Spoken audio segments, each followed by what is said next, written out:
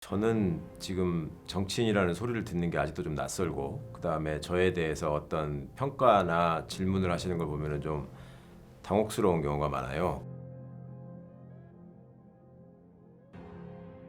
이번에 이 사진을 제가 고르게 된 거는 뭐니 뭐니 해도 뭐 다들 기억하시는 것처럼 조국 장관 수사를 둘러싸고 소위 서초동 촛불 집회, 또 이후에 이제 또 국회 앞에서 여의도에서 이어진 촛불 집회들이 있었고, 저런 촛불 시민의 염원을 누군가는 대변해야 되고 누군가는 받아 안아야 되고, 선거에서 이 중요한 주제로 제기해야 한다.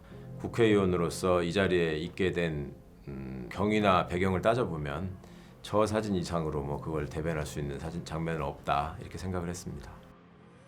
열린민주당 최강욱입니다. 어쩌다 보니 지금 열린민주당에서 시행했던 열린공천에 의해서 국민들께서 뽑아주신 후보가 돼서 지금 오늘 이 자리까지 오게 됐습니다. 고마웠던 사람? 글쎄, 특별히 뭐 한 사람 없어요. 날 도와준 사람도 별로 없고. 아무래도 우리 당원분들이죠. 신생정당으로서 갑자기 생겼고, 정말로 많은 분들이 창당 초기에서부터 선거운동이 이어지는 동안에 정말 열정적인 지지를 보내주셨고, 진행하고 있는 일종의 정치적 실험, 여기에 동참을 직접 해주셨기 때문에 밉다. 글쎄, 굳이 생각난다면 그런 사람이 있겠네. 선거 기간 중에 본인들의 어떤 목표나 이익을 위해서 유권자를 속인 분들이 좀 있었어요. 열린민주당은 대통령의 뜻을 저버린 사람들이 모여 있는 곳이다, 뭐 이런 식의 그 말을 한 사람들이 제 머릿속에는 많이 남아 있을 수밖에 없는 것 같습니다. 지금 제가 봐서는 한 일치하는 게 한 10%밖에 없는 것 같아요. 제가 정치인으로서 지금 오는 과정에서 그러한 경로나 입장을 해석하시는 것도 기존의 정치적인 문법을 가지고만 바라보려고 하고, 초짜가 왜 저렇게 방송에 많이 나가는 거야? 이런 것도 많고, 그러니까 저거를 무슨 정치적으로 저걸 독점하면 자기한테 이익이 된다고 생각하는 모양이지, 그 아직 하루 강아지가 뭘 잘 모르는 것 같아, 뭐 이런 식의. 어쨌거나 앞으로도 나는 기존에 보였던 정치인들의 모습과는 조금 다른 면들이 제가 생각해도 많이 있을 것 같은데, 그게 그렇게 과연 변할 수 있을까, 변해야 하나, 뭐 이런 것들은 좀 생각하게 될 것 같습니다. 지치지 않을까요? 등대를 지키는 사람들은 원래 외롭죠. 의원의 숫자나 뭐 당의 세력이나 이런 것들을 떠나서 제기하는 문제나 또 토해내는 발언이나 이런 것들이 유권자들의 마음 속에 다가갈 수 있고, 또 그 염원과 맞닿아 있는 것이라면 등대 정당으로서 열린민주당의 역할은 여전히 유효할 것 같고, 뭐 그런 생각으로 하여튼 견뎌보려고 합니다.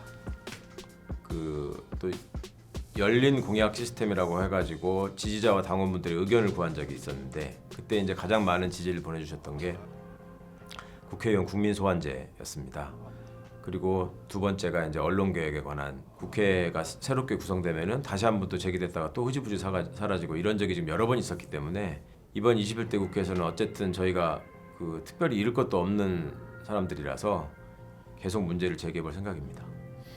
최강욱이 해내고 싶은 1호 과제는 공수처의 조속한 출범이다. 그러니까 법안은 통과됐지만 그 사람들이 실제로 일을 맡아서 해나가기까지에는 아직도 많은 난관들이 있거든요. 어느 사회나 역사가 발전하는 단계에서는 그 앙시앙 레짐이라고 얘기하던 그런 구체제가 바뀌는 과정이 필요한데, 그 구체제를 붙잡고 저항하는 사람들이 늘 반동을 꿈꾸고 역사의 수레바퀴를 뒤로 돌리려고 하거든요. 그래서 이거를 되돌릴 수 없는, 역사의 물줄기 속에서 되돌릴 수 없는 흐름으로 만들어야 된다. 최강욱은 21대 국회에서 꼭 검찰개혁을 하겠다. 세계 어느 나라에도 선거 때마다 검찰개혁이 주제가 되는 나라는 없다라는 점을 제가 여러 자리에서 말씀을 드렸는데, 정말 이번에 좀 끝냈으면 좋겠습니다. 그래서 다음 선거부터는 검찰개혁의 기억자도 좀 나오지 않는 진짜 선진국이 좀 됐으면 좋겠다. 최강욱은 배신하는 정치는 절대 하지 않겠다.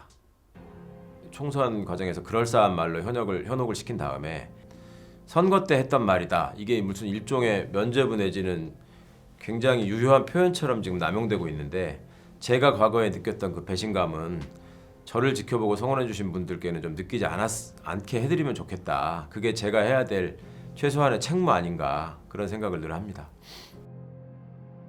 10여 년 전부터 계속 그 출마하지 않겠느냐 뭐 이런 얘기들을 굉장히 많이 들었었는데요.